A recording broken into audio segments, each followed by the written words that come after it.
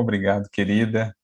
Então, primeiramente, uma boa noite, né, para todos que nos acompanham, aí de Mongaguá, de todas as partes do litoral, aqui do estado e de outras partes do Brasil, que está até de fora, que graças às bênçãos, às possibilidades que a tecnologia nos traz, estão junto de nós nesse momento de reflexão.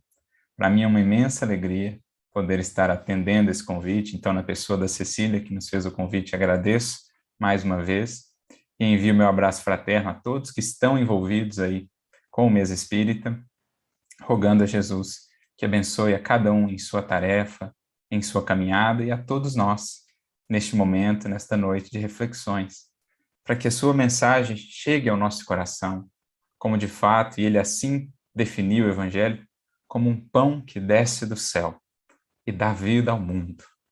Claro, ao nosso mundo interior, que em contato com a mensagem de Jesus se rejuvenesce, amplia-se, renova-se, a vida pulsa em nós, num clima mais elevado, e se expressa por meio da nossa atuação diária, de maneira mais bela, de maneira mais profícua.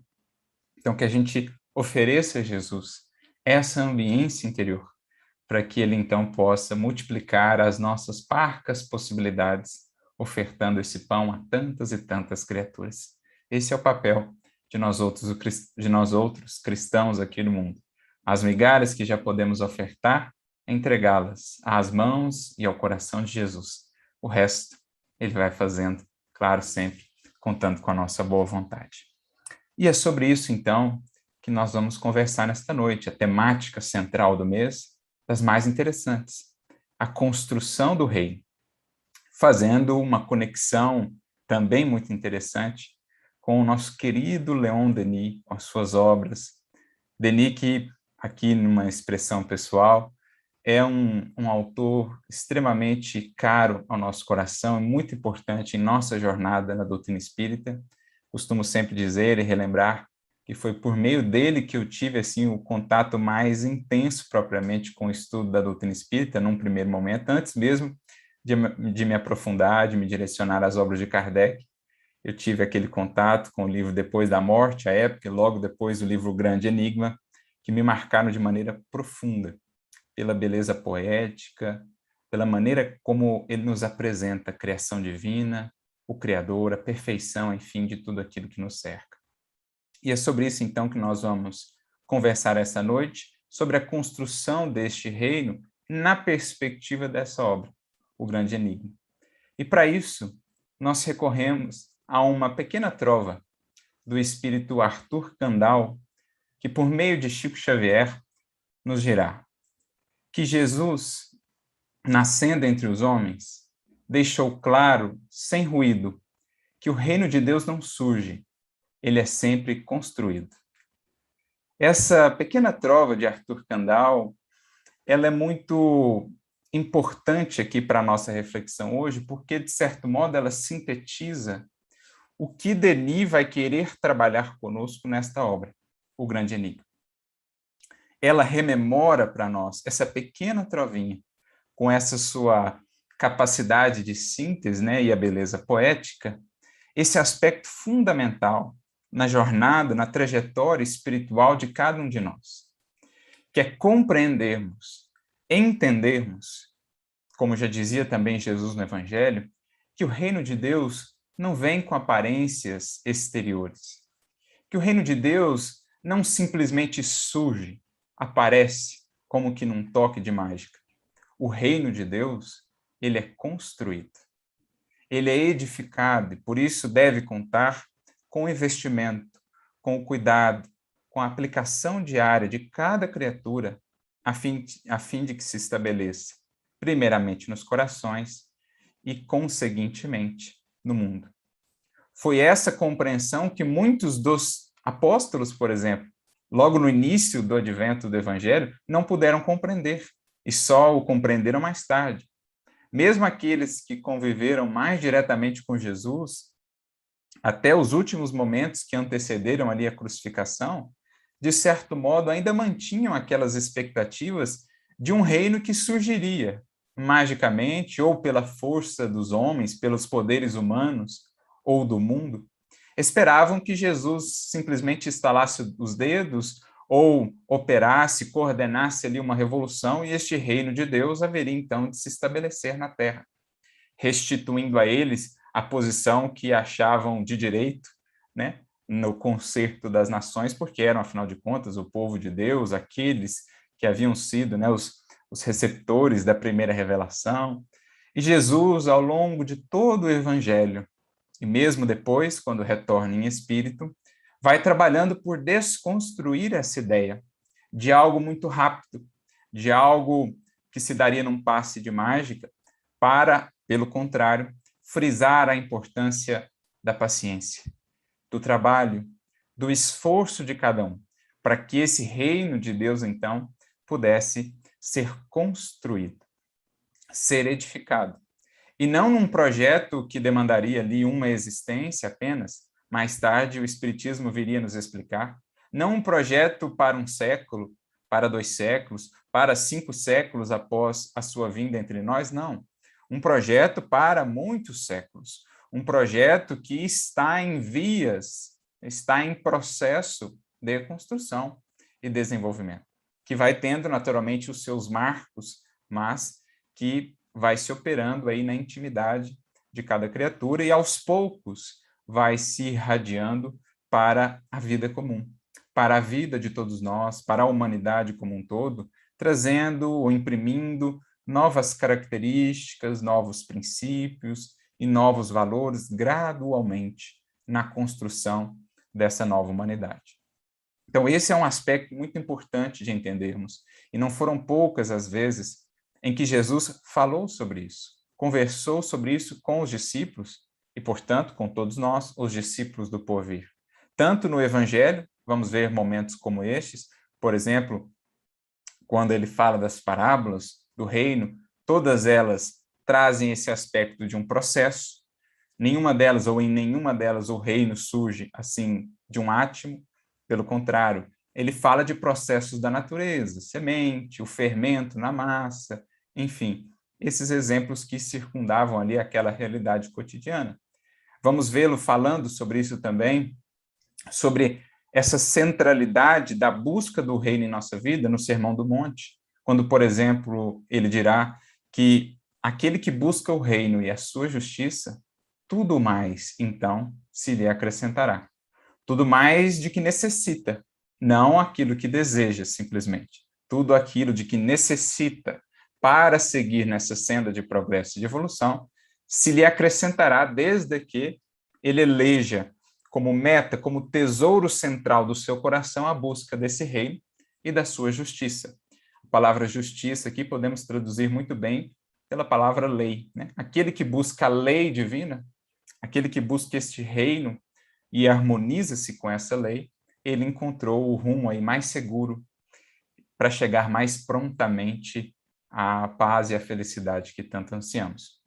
Mas também vamos ver outros relatos de conversas de Jesus com os discípulos em outras obras, que a doutrina espírita, por exemplo, nos trará, mostrando um pouco desses bastidores do Evangelho, né? As conversas que não foram ali registradas propriamente nos textos do Evangelho, mas que se deram. Quando a gente vai, por exemplo, ao livro Boa Nova, que é essa obra-prima do nosso querido irmão X, Humberto de Campos, lá no capítulo 12, nós vemos um diálogo muito interessante entre Jesus e Simão Pedro. E em determinado momento, Jesus vai falar para Simão Pedro sobre como o reino dos céus no coração é o tema central, ou deverá ser o tema central de nossas vidas. Que tudo mais é acessório, ou está a serviço disso, desse projeto primordial, a construção do reino. Então ele chega a dizer mais adiante para Simão Pedro que a edificação do reino dos céus no coração dos homens deve ser a preocupação primeira, a aspiração mais nobre da alma, as esperanças centrais do espírito. Olha a ênfase que Jesus dá. A preocupação primeira, a aspiração mais nobre, a esperança central. Por isso, meditar sobre esse tema, a construção do reino, é absolutamente fundamental para a construção da nossa espiritualidade e para a compreensão do nosso papel perante o Evangelho e perante Jesus. Porque o apóstolo Paulo assim vai nos definir, melhor dizendo, a nós, discípulos de Jesus. Somos aqui no mundo o corpo de Cristo. Ele vai usar a expressão, né, nas suas cartas, a igreja é o corpo de Cristo. Por igreja, entendamos não esta ou aquela denominação, mas a comunidade, a igreja universal daqueles que seguem a Jesus. E ele vai dizer que essa igreja, o papel desses, os discípulos, é serem no mundo o corpo de Cristo. Jesus é a cabeça, de onde provém aí, de onde vêm as diretrizes, a inspiração. Mas cada um de nós é convidado a perceber-se como os braços, a boca, o nariz, os olhos, que Jesus poderá utilizar para a expansão desse reino no mundo. Mas para isso, cada um haverá de ofertar o seu mundo íntimo para que o Cristo possa, então, juntamente com a sua vontade, a sua boa vontade, ir construindo esses fundamentos e essas bases. Então é imprescindível pensarmos sobre isso.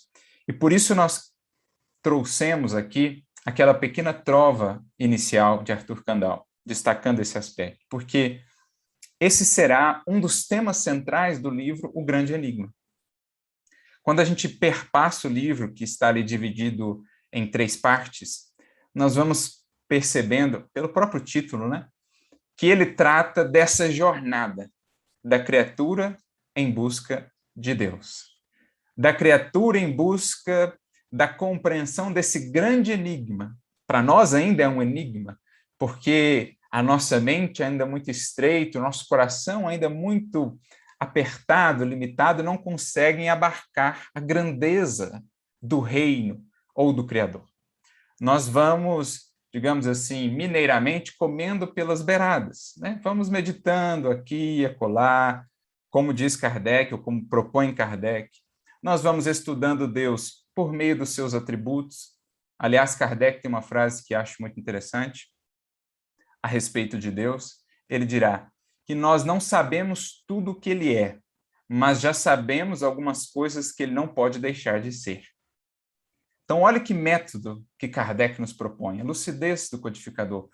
Nós estamos longe de saber tudo o que ele é, mas nós já sabemos e podemos cada vez mais saber aquilo que ele não pode deixar de ser, para que seja Deus, afinal de contas. E é justamente esse método que Kardec se utiliza ali nas questões 10 em diante, né, a 13, questão 13 de O Livro dos Espíritos, para nos apresentar os atributos de Deus.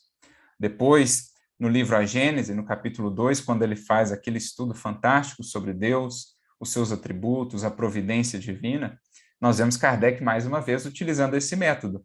Nós não podemos ainda sondar o que ele é, mas já podemos compreender e raciocinar sobre aquilo que ele não pode deixar de ser. E essa é a jornada do espírito, então, na medida em que vai ganhando consciência, em busca desse grande enigma, em busca dessa pergunta fundamental, ou antes, da resposta a essa pergunta fundamental. E nós vamos percebendo que a doutrina espírita, bem como o Evangelho de Jesus, vão nos prover aí fartamente de recursos, de ferramentas que nos auxiliem nessa jornada em busca do grande enigma. Mas Leon Denis vai definir, como a gente mencionou, 3 partes da obra, e a gente vai percebendo na leitura que, na verdade, ele define que são 3 os elementos primordiais por meio dos quais a criatura vai conseguindo acessar esse grande enigma, vai conseguindo penetrar no mistério do Criador e da criação. É, de fato, uma jornada. Quanto mais a gente vai progredindo, mais vão se ampliando os nossos horizontes de compreensão. Mais uma vez, recorrendo ao Livro dos Espíritos, nós nos recordamos aqui da questão 244, quando Kardec pergunta aos espíritos, né, se os espíritos veem a Deus. E a resposta deles é sucinta. Eles dizem, os superiores o veem e o compreendem. Os inferiores, e aqui estamos nós, né, permitam-me que às vezes existe aí alguma louvável exceção, mas de modo geral nós estamos enquadrados nessa condição. Eles dizem, os espíritos inferiores o sentem e o adivinham. O sentem e o adivinham. O adivinho aqui é o que eu falei lá do mineiramente, né? Vai comendo pela beirada, vai adivinhando, vai elucubrando ali, mas também o aspecto do sentir, do sentimento. E por isso Jesus, dentre todas as, digamos assim, as abordagens que ele poderia ter em relação a Deus, porque ficamos a imaginar qual é a compreensão de Jesus a respeito de Deus, mas ele não se perdeu em elucubrações filosóficas, em ficar entrando nesses meandros que ele sabia nós ainda não tínhamos condições para tanto. No que ele focou? No aspecto do Pai, num aspecto amoroso, nesse aspecto do zelo, do cuidado, da providência divina, como a dizer que, por ora, é a melhor maneira que temos de acessar o Pai. Um dia, nós o veremos e compreenderemos, penetraremos na sua natureza profunda, na sua natureza íntima. Mas, por enquanto, e os próprios Espíritos dizem isso a Kardec, no Livro dos Espíritos, faltam-nos até faculdades para tanto. Então, os Espíritos vão nos dizer, os espíritos inferiores o sentem e o adivinham. Em outras palavras, vão trabalhando no bem, vão focando na vivência do amor e vão, dentro do possível, tateando com os recursos do raciocínio, com os recursos da doutrina espírita, vão aos poucos adivinhando o Criador, os seus atributos, mas sem querer dar passos maiores do que a perna, sem se perder num emaranhado, num labirinto de teorias e elucubrações, fugindo da realidade prática, do chamamento prático da vida. A melhor maneira que temos por hora de conhecer a Deus é operando bem no dia a dia, é cumprindo os nossos deveres. É claro, estudando também, mas sem nos perdermos nas longas digressões filosóficas que muitas vezes em nada edificam. Aliás, o próprio Kardec tem a orelha um pouquinho puxada pelos espíritos, lá na questão 14, quando ele está fazendo algumas perguntas, né, sobre Deus, sobre o panteísmo, e aí os espíritos dizem assim para ele, Deus existe, disso não podeis duvidar. No mais, não quereis entrar num labirinto do qual não poderíeis sair. Tendes tantas coisas que vos tocam mais diretamente. Em outras palavras, vocês têm tantas coisas para fazer, tantos deveres a cumprir que vocês já sabem que têm por cumprir, mas ficam às vezes presos nessas elucubrações e se perdem. Como quererem o muito se não são fiéis ainda nem um pouco, já diria Jesus. Então é isso que os Espíritos dizem para Kardec, naturalmente, para todos nós. Então é essa jornada que a gente vai ser impelido a percorrer uma vez que entendemos que a construção do reino, que a busca por essa comunhão com o Criador é o tema central da nossa vida, como disse Jesus lá a Pedro, como nós temos aprendido com a doutrina espírita. E para isso nós vamos contar com os recursos, as ferramentas da doutrina, com, digamos assim, também aquilo que está ao nosso redor, a própria natureza, enfim. Leon Denis ele vai trabalhando 3 elementos primordiais aos quais vamos recorrendo nesse processo de construção do reino ou de compreensão do Criador. Aliás, Kardec ele usa um símbolo muito interessante para isso, para essa jornada, no livro A Gênese, mais uma vez, lá no capítulo 2, na parte final deste capítulo, ele tem uma parte, um subcapítulo chamado A Visão de Deus, em que ele justamente vai comparar essa nossa jornada como alguém que, por exemplo, estando no vale, inicia a subida a uma montanha. No vale, tudo era névoa, e a sua perspectiva era muito limitada, muito estreita, ele não conseguia ver muito além. Mas na medida em que o espírito toma consciência e inicia a jornada ascensional, começa, digamos assim, a subir o seu calvário, de cruz aos ombros, no cumprimento dos deveres diários, no sacrifício de si mesmo, no esforço por melhorar-se, por vencer-se, ele vai deixando o vale, e com isso vai deixando também o nevoeiro. Ele vai direcionando-se ao poderoso sol da verdade, como diria nosso querido Eurípides Barçanufo, que então vai dissipando as névoas e as brumas que envolvem o nosso espírito, o nosso ser, e então a visão vai se ampliando. Vamos ganhando em abrangência, em profundidade de visão e de percepção. Por isso, quanto mais o espírito sobe, galga os degraus da evolução, mais purificado se torna, mais se ampliam também as suas percepções com relação à lei divina, com relação ao próprio Criador. Ele vai desenvolvendo aquelas outras faculdades lá que os espíritos mencionaram a Kardec, que ainda nos faltam, e com isso a sua visão, não a visão física, mas uma visão, uma percepção espiritual vai se ampliando. E é então que ele vai se tornando digno de poder aprender melhor a natureza divina. E, naturalmente, de usufruir dos benefícios, né, da comunhão com o divino amor, com a perfeita e soberana justiça. Essa é a jornada. E Denis vai definir para nós, essencialmente, esses 3 elementos, por meio dos quais a criatura vai acessando o Criador. Que ele vai trabalhar de maneira, digamos assim, metódica ao longo de toda a obra. Então, a obra é dividida em 3 partes. A primeira, ele trata de Deus e o universo. Na segunda, ele fala do livro da natureza. E na terceira parte, ele fala da lei circular, da missão do século XX. Então, a gente percebe, na medida em que vamos lendo os capítulos, que ele sintetiza esses 3 elementos. O primeiro, por meio do qual nós podemos acessar o Criador. O conhecimento. O conhecimento das suas leis. Uma consciência, portanto, cada vez mais esclarecida, uma consciência que se nutre da luz, que chega do mais alto, né, por meio das revelações, vai percebendo cada vez mais essas leis operando em si mesmo, bem como operando em seu destino. A criatura que vai se informando, a consciência, portanto, que vai se esclarecendo, vai identificando essas leis em si mesma e também ao seu redor, também a regerem a vida de todos nós. Então, esse é um aspecto, é um elemento fundamental, a importância do estudo, especialmente o estudo de nós mesmos, para a compreensão desse grande enigma. O esclarecimento da consciência.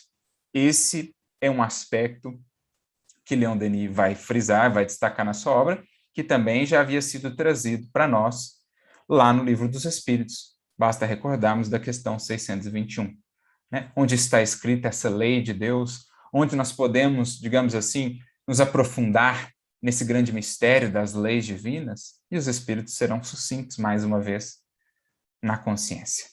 Então, iluminando a nossa consciência, por meio da revelação, da luz que chega do mais alto, nós identificamos na própria consciência, em nós mesmos, essas leis que regem a vida, por dentro e por fora de nós. Outro aspecto, ou outro elemento fundamental nessa busca, para essa interação, digamos assim, com o Criador, é o elemento da natureza.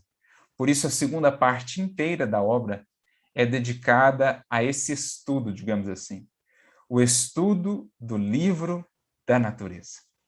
Porque a natureza, como obra do Criador, reflete os seus atributos, reflete a sua sabedoria. Como não nos recordarmos daquela frase que está em O Livro dos Espíritos, na questão 969? Tudo em a natureza, desde o grão de areia, canta, isto é, proclama o poder, a sabedoria e a bondade de Deus. Olha que bonito isso. Tudo em a natureza, do grão de areia, a mais grandiosa das estrelas, para aqueles que têm olhos de ver, naturalmente. Tudo canta, proclama, não só o poder, mas também a bondade e a sabedoria de Deus. Infelizmente, muitas criaturas ainda caminham no mundo, envoltas nas sombras ou da ignorância ou mesmo do orgulho, incapacitadas de enxergar esse livro que está ao nosso redor, ao redor de cada um de nossos passos, a todo ou em todos os dias. A criatura olha para a beleza da natureza, para os quadros sublimes e sempre renovados de um pôr do sol, de um nascer do sol, para a beleza manifesta na corola de uma flor, na multiplicidade das cores e das nuances, os perfumes que nos embalam à noite quando caminhamos num bosque, por exemplo, o cântico de um riacho ou mesmo o canto dos pássaros. A criatura vai caminhando e não consegue ler, não consegue perceber essa beleza, essa presença. Que tristeza, não é, quando os olhos, que são a candeia da alma, diria Jesus, não conseguem identificar isso, como ele mesmo dirá: se os teus olhos forem bons, quanta luz você não trará ou não manifestará aí dentro de você. Mas se os teus olhos forem maus, ou se os teus olhos ainda estiverem cerrados ou enceguecidos, né, pelas escamas do orgulho ou da ignorância, tudo ao nosso redor parecerá um amontoado de sombras, sem sentido, um conjunto de acasos cegos. A vida perderá a sua própria essência, o sentido maior que a torna tão sublime. Mas, na medida em que vamos construindo os olhos de ver, e não tem outra maneira de fazê-lo senão acender por dentro, né, a luz que então se projetará por meio do nosso olhar, na medida em que vamos fazendo isso, vamos conseguindo enxergar, ler, mais importante, compreender as páginas desse livro da natureza. E ali, Leon Denis ele é extremamente poético. Aliás, como é comum nas suas obras. Embora ele escreva em prosa, eu sempre costumo dizer isso, é uma prosa poética, é uma prosa ritmada, é uma prosa sinfônica, porque a sensação que temos depois de lê-lo muitas vezes nas suas páginas mais sublimes e inspiradas é a sensação, por exemplo, que particularmente para mim, sinto depois de ouvir uma nona sinfonia de Beethoven. Ele como que nos pega pela mão ou pelo coração, pelo pensamento, nos puxa, nos projeta ao infinito. Sentimos-nos como que extasiados depois de ler essas páginas, maravilhados, como quem estivesse ali a flutuar, enxergando a vida e a criação de mais alto, fascinados, encantados com a grandeza do que nos envolve. Certamente foi isso que Eurípides Barçanufo pôde sentir naquela noite fatídica, quando seu tio, o senhor Mariano, dando-se por vencido, não conseguindo, digamos assim, né, fazer frente à inteligência e eloquência de Eurípides Barçanufo, recorreu a um auxiliar. Falou, eu não consigo, mas está aqui alguém que vai conseguir. Então, tome este livro e leia, meu filho. Deu a ele um exemplar do livro Depois da Morte, de Leon Denis. E Eurípides não dormiu aquela noite. Praticamente varou a noite na leitura. E a gente fica a imaginar o que se passou naquele coração, porque é um espírito sensível. Embora naquele momento ainda não conseguisse apreender toda a grandeza do espiritismo, é um espírito sensível, um espírito culto, um espírito de uma amorosidade, de uma humildade, que diante da verdade logo a aceitaria. Não é daquele espírito que diante da verdade aferra-se ainda mais ao orgulho. Não, o professor já tinha ultrapassado esses aspectos ainda tão humanos da nossa natureza. E assim o foi. Ele acorda na outra manhã extremamente fascinado, porque Denis operou nele essa mágica, o levou para esse passeio pelo universo, respondeu a muitas das suas perguntas que as suas antigas concepções não conseguiam satisfazer. Ele pôde, então, mergulhar um pouco mais fundo nesse grande enigma, nas perguntas ali que o apocantavam. E, de fato, a gente vai perceber mais tarde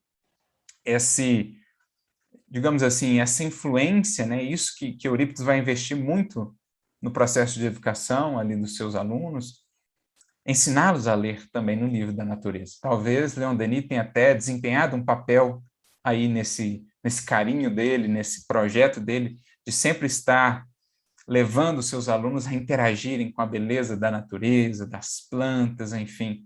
Mais tarde, né, inclusive, Maria Santíssima haveria de orientá-lo também. Olha, ensine astronomia às crianças. Como a dizer, ensine-os a ler no livro das maravilhas de nosso Pai, no livro da criação. Então, esse é o segundo elemento que Leon Denis vai apresentar-nos como imprescindível para aprofundarmos essa nossa relação com o Criador, para mergulharmos mais fundo em busca desse grande enigma, a natureza. Então, o primeiro é o conhecimento da lei por meio da revelação, o esclarecimento da consciência. O segundo, o estudo do livro da natureza, e aí ele vai descrever, né, ele vai dedicar cada capítulo a digamos assim, a um ambiente da natureza. Então, ele vai ter um capítulo para a floresta, um capítulo para o mar, ele vai descrevendo essas paisagens, mostrando a beleza singular de cada uma delas, né? A montanha, o mar, a floresta, o campo, e assim sucessivamente. E um outro elemento ainda que ele vai trazer para nós nessa obra, compondo aí essa tríade, seria essa ação de Deus na história. Porque a doutrina espírita é interessante a maneira como ela nos mostra o Criador. Jesus também já havia trazido isso, naturalmente, no Evangelho. Mas o Espiritismo nos apresenta o Criador como a inteligência suprema. De fato é, mas não simplesmente, digamos assim, a inteligência suprema qual se fosse um algoritmo, né? Qual se fosse um computador que programou ali a criação do universo e depois deixou aquilo lá rodando e foi descansar, né? Foi simplesmente ficar a observar. Não. A doutrina espírita, Jesus, nos mostra um Criador que atua. Nós temos um termo para isso, providência divina. Ele atua na vida, na trajetória dos espíritos, sempre respeitando o livre-arbítrio de cada um, mas ele vai enviando missionários, ele promove circunstâncias, acontecimentos, encontros, para que esse processo de construção do reino possa se acelerar, possa receber estímulos, impulsos. É assim que a gente vê a atuação de Deus, no caso, na Terra, né? Quem representa o Criador é o Cristo, que é o governador, digamos assim, é o planificador de todo esse processo aqui na Terra. É por isso que a gente vê essa atuação do Cristo representando o Criador, enviando em todos os tempos missionários, nos mais diversos campos do pensamento humano, não só na religião, na ciência, na filosofia, na educação, na arte, em todos os povos, culturas e tempos, nós vemos espíritos que, atendendo aos ditames do mais alto, descem à Terra, muitas vezes não precisando mais encarnar aqui, mas vêm a título de missão, a título de abnegação, o próprio Jesus assim o foi, vêm até nós no sentido de trazer um impulso, né, um progresso para as coletividades terrestres. Então, Jesus mesmo é, digamos assim, a maior expressão dessa atuação divina junto de nós.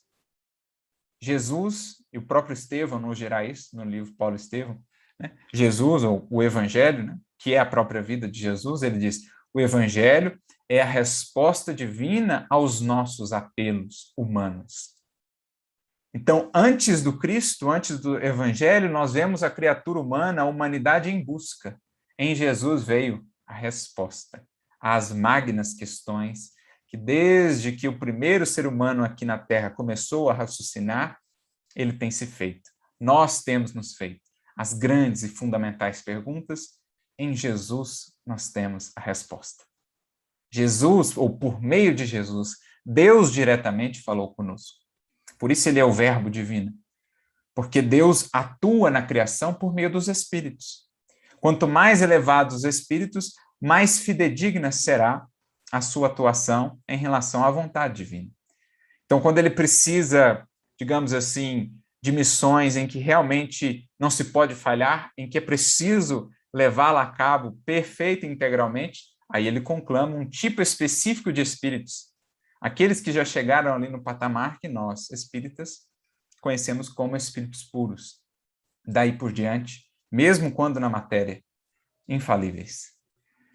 Então, por isso que por meio de Jesus, Deus diretamente falou com a humanidade. Mas falou de maneira mais ou menos bem retratada, digamos assim, por meio de vários outros missionários que em todos os tempos vieram a serviço de Jesus, embora não tenham sido propriamente cristãos ou trabalhado mesmo no âmbito da religião, eram servidores, colaboradores de Jesus para o progresso da humanidade terrestre. Por meio dessas vidas, então, que representam esse cuidado, essa providência divina, amparando e estimulando o progresso humano, nós também podemos ter contato com a lei. Nós também podemos aprofundar o nosso conhecimento em torno desse grande enigma. Então, em síntese, né, em linhas gerais, tentando aqui de maneira desafiadora sintetizar esse livro, mas a ideia é que não fiquem só na síntese, por gentileza, a ideia é que cada um vá até a obra e mergulhe nessa busca. Ele apresenta para nós esses três meios, por meio dos quais, né, nós podemos, então, interagir e aprofundar a nossa experiência com o Criador. Por meio do estudo, por meio da revelação que nós vamos acessando, no nosso caso, por meio do Espiritismo, por exemplo, que tanto nos explica em torno das leis, em torno do próprio Criador, por meio da natureza, que vamos aprendendo a ler, e nesse sentido me recordo, inclusive, de uma questão do Livro dos Espíritos, que eu acho que vale a pena ler, que é a questão 626 do Livro dos Espíritos, quando Kardec pergunta assim, né? As leis divinas e naturais não foram reveladas aos homens senão por Jesus? Antes delas não tinham conhecimento senão por intuição? E a resposta dos Espíritos é muito propícia. Eles dizem, não dissemos que elas estão escritas por toda parte? Todos os homens que meditaram sobre a sabedoria puderam compreendê-las e as ensinaram desde os séculos mais remotos. Então, todos aqueles que puderam parar, refletir, meditar sobre isso que está ao nosso redor, sobre as informações que nos chegam do mais alto, sobre o que a natureza nos fala, sobre o que essas vidas, né, que foram rastros de luz na história da humanidade nos trouxeram, todos os que pararam para meditar sobre isso, puderam compreendê-las e ensiná-las.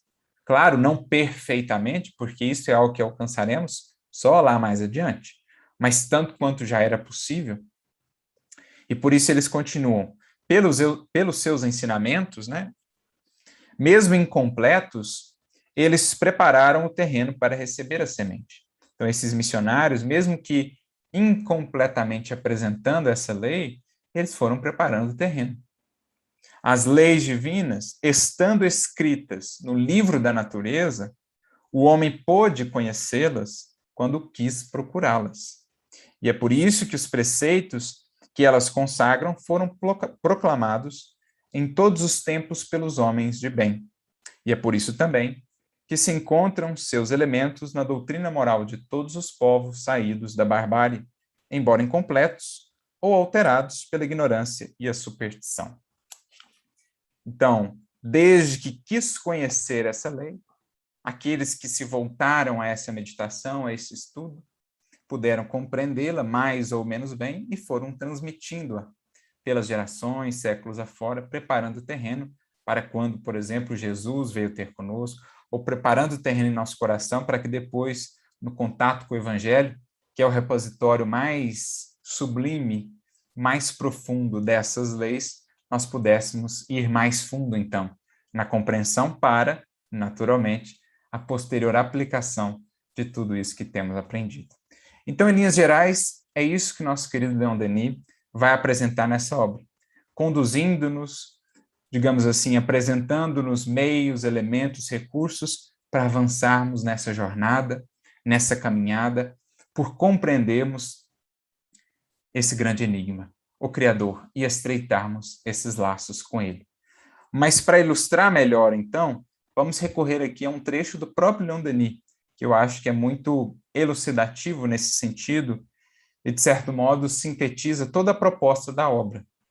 É um trechinho que se encontra no final do primeiro capítulo, da primeira parte ali, primeiro capítulo, mas para o final dele, nós temos Leon Denis dizendo assim: tudo revela e manifesta, no entanto, a tua presença. Ele está falando do Criador, né?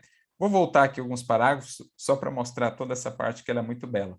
Vale a pena. Ele diz assim: é a ti, ó potência suprema, qualquer que seja o nome que te deem, e por mais imperfeitamente que sejas compreendida, é a ti, fonte eterna da vida, da beleza, da harmonia, que se elevam nossas aspirações, nossa confiança e o nosso amor.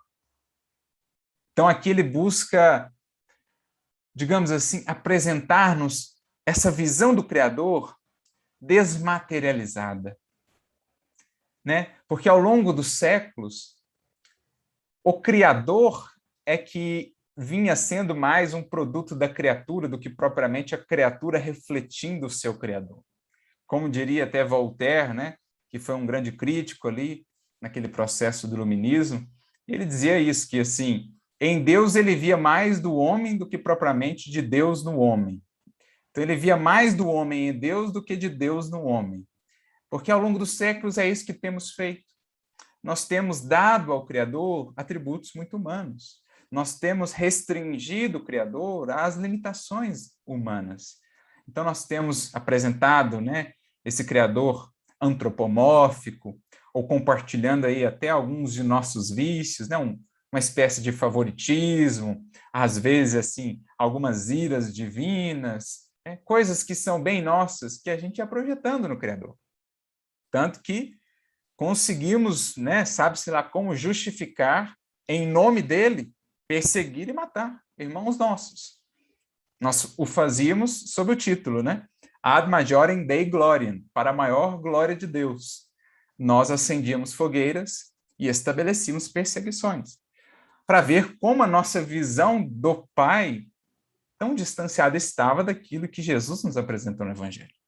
Mas o Espiritismo, em nos mostrando não o Deus da terra, não o Deus que se preocupa com a forma exterior da adoração, mas o Deus do universo, o Criador de todos os sistemas, de todos os sistemas solares, né, de todos os planetas, estrelas, enfim, o Criador não só dessa pequenina humanidade terrestre, mas de todas as humanidades que se espalham por todos os orbes, sendo todos eles habitados.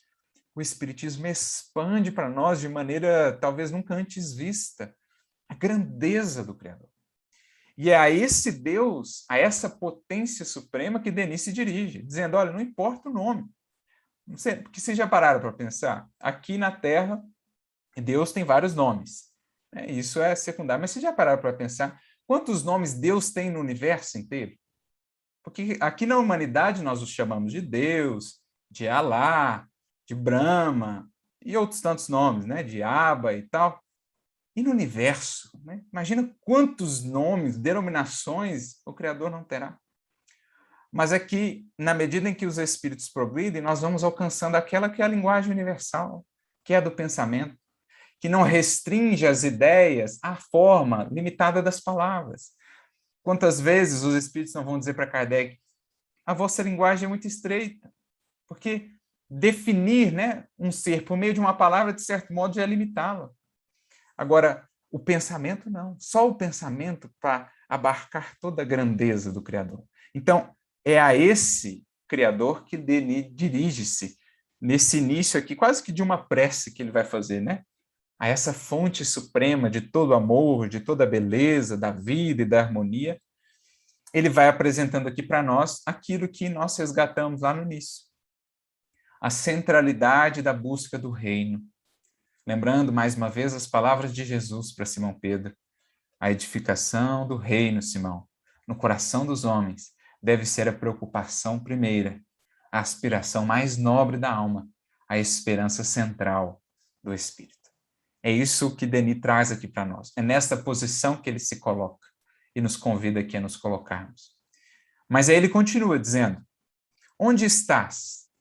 Em que céus profundos, misteriosos, tu te escondes? Quantas almas acreditaram que bastaria para te encontrar ou deixar a terra? Mas tu te conservas invisível, tanto no mundo espiritual quanto no mundo terrestre. Invisível para aqueles que não adquiriram ainda a pureza suficiente para refletir teus divinos raios.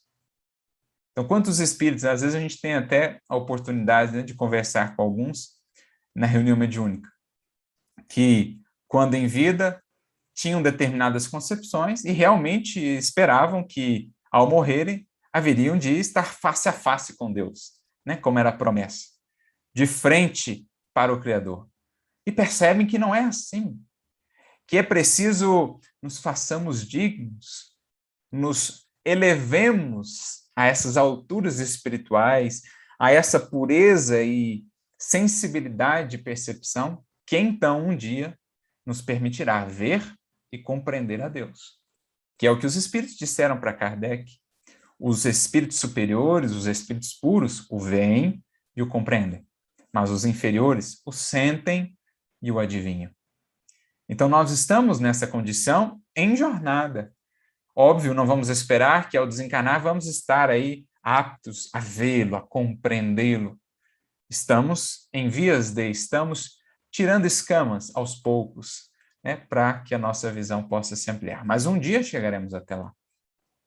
Um dia galgada a montanha, lá na metáfora que Kardec trabalha na Gênese, deixado o nevoeiro da imperfeição, das impurezas materiais lá para baixo, nos vales da evolução, um dia, quando chegarmos aos cumes da evolução, poderemos ver o sol frente a frente, sem cegarmos, inclusive, porque os nossos olhos estarão preparados. E aí, ele diz, então, né, aquele trechinho que a gente havia lido inicialmente, tudo revela e manifesta, no entanto, a tua presença. Tudo quanto na natureza e na humanidade canta e celebra o amor, a beleza, a perfeição, tudo que vive e respira é mensagem de Deus. Olha que bonito. Tudo que vive e respira é mensagem de Deus.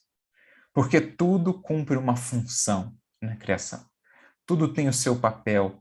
Tudo se encaixa como uma nota dentro da grande sinfonia da vida, regida pelo soberano maestro, que é o Criador, que conta naturalmente com seus auxiliares, os maiores auxiliares, que são aí os espíritos puros, né? Os co-criadores em plano maior. Mas tudo revela e manifesta essa presença. E é essa percepção que nós, espíritos em jornada, em trânsito aqui pela matéria, muito limitados, é verdade, pelos sentidos materiais, mas é essa percepção que precisamos ter.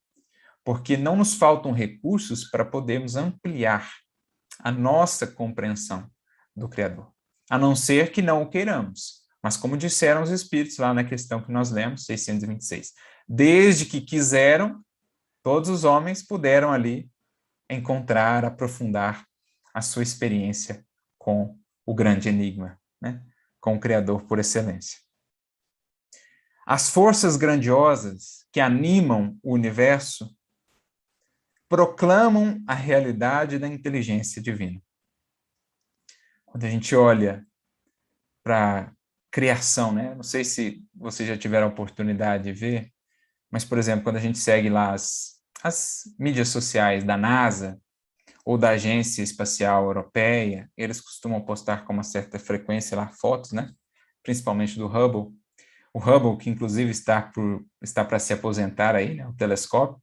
Ano que vem, se não me parece, o James Webb irá substituí-lo. Nós vamos conseguir devassar ainda mais, né? O universo material, que é uma casquinha aí, né? Da criação. Mas, enfim, eles costumam postar aquelas fotos, daquelas imagens assim de fundo, né, quando eles pegam várias galáxias assim, e são tantos pontos luminosos, mas tantos pontos luminosos que você fala, meu Deus do céu, o que é isso? Como é que pode uma coisa ser tão bela, ser tão grandiosa?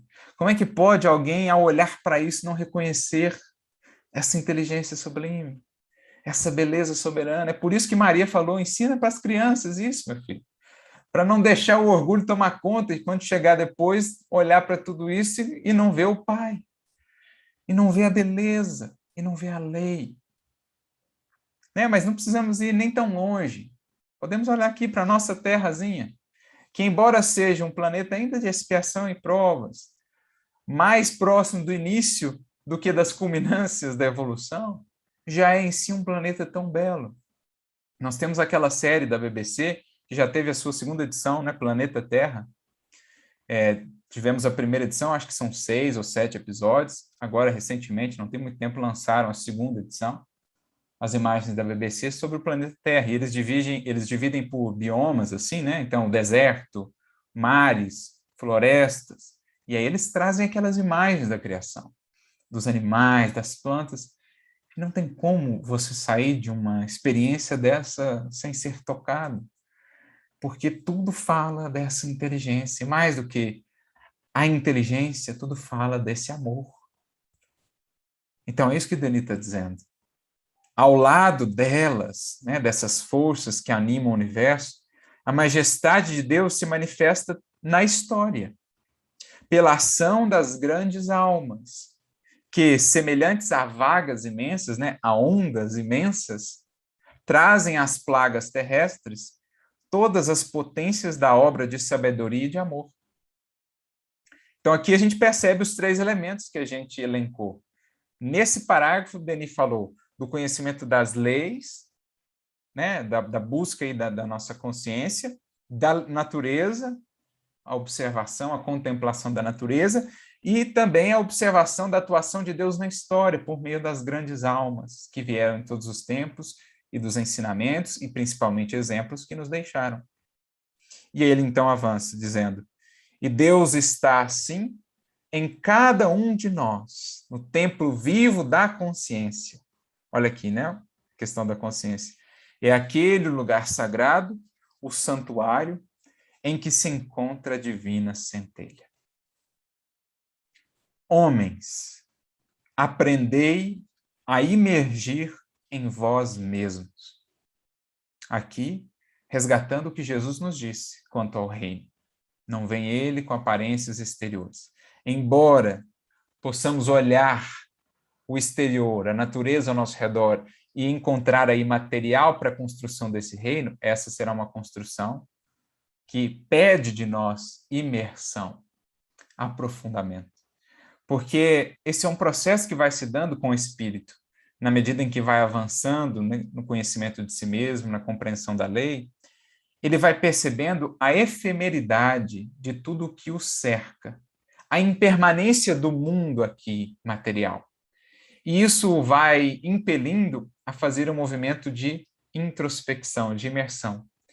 Quando ele percebe que não dá para estabelecer o seu equilíbrio, a sua paz e a sua felicidade sobre aquilo que encontra por fora, a criatura, o ser humano sente-se impelido a voltar-se para dentro.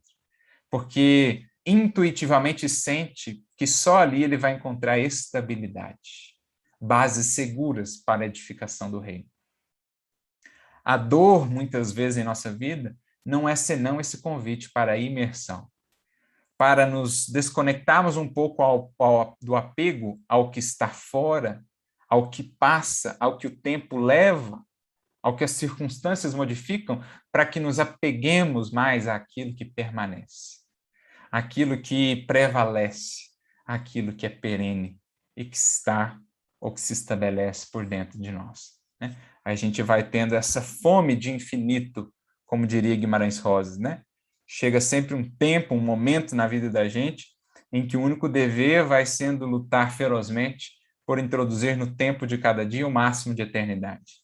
Em outras palavras, por sair da efemeridade do tempo e do que acontece aqui fora de nós, para mergulharmos mais na perenidade, na eternidade daquilo que se processa por dentro, a edificação deste reino. Então ele diz: homens, aprendei a imergir em vós mesmos, a esquadrinhar os mais íntimos recônditos de vosso ser. Então, esse grande enigma que buscamos por meio da natureza, que buscamos por meio das circunstâncias, de tudo que acontece por fora de nós, na verdade, esse devassar do universo exterior deve ter a contrapartida numa descoberta do universo interior. Porque o que vemos lá fora reflete o que vai se encontrando aqui dentro. O que buscamos lá fora vai se refletindo também nas buscas e edificações que vamos fazendo por dentro. Então, aprendei, né, a esquadrinhar os mais íntimos recônditos do vosso ser. Interrogai-vos no silêncio e no retiro. E aprendereis a reconhecer-vos, a conhecer o poder escondido em vós. Esse poder escondido em nós, essa semente com potencial para se tornar um dia árvore abundante, né? Tão profícua assim, é o reino, é a semente do reino. É ele que leva e faz resplandecer no fundo de vossas consciências as santas imagens do bem, da verdade, da justiça, e é honrando essas imagens divinas, olha que bonito, honrando as imagens divinas, o que nós já conseguimos acolher de luz, de beleza da criação, honrar isso na nossa vida. Em outras palavras, agir de acordo. O quanto nós já conseguimos acessar de luz, refleti-la no nosso proceder, num novo modo de ser. Então, prossegue ele, né? Honrando essas imagens divinas, rendendo-lhes um culto diário, que essa consciência, ainda obscura, se purifica e se ilumina.